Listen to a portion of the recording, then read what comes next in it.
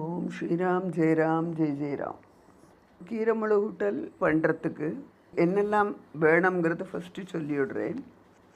ஒரு 2 பேருக்கு பண்ணுறதுக்கு 2 பெரிய கட்டு இல்லைன்னா 3 சின்ன கட்டு பாலக்கீரை, அப்புறம் துவரப்பருப்பு ஒரு சின்ன கப்பு.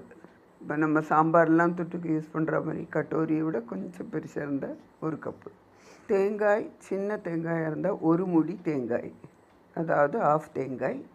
அப்புறம் உளுத்தம் பருப்பு 1 டேபிள் ஸ்பூன், 2 மிளகா வத்தல், 1 சின்ன ஸ்பூன் ஜீரகம்.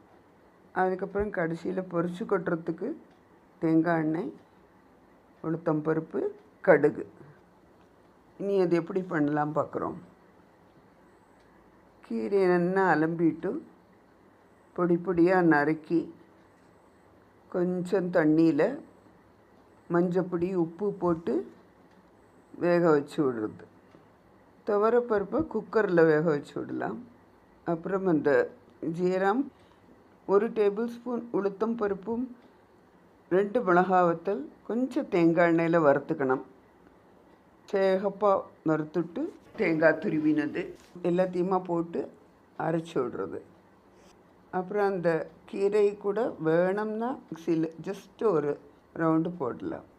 அதுக்கப்புறம் அந்த வேக வச்ச பருப்பு எல்லாத்தையும் போட்டு அரைச்சது எல்லாத்தையுமா சேர்ந்து கொதிக்க வச்சு விடலாம்.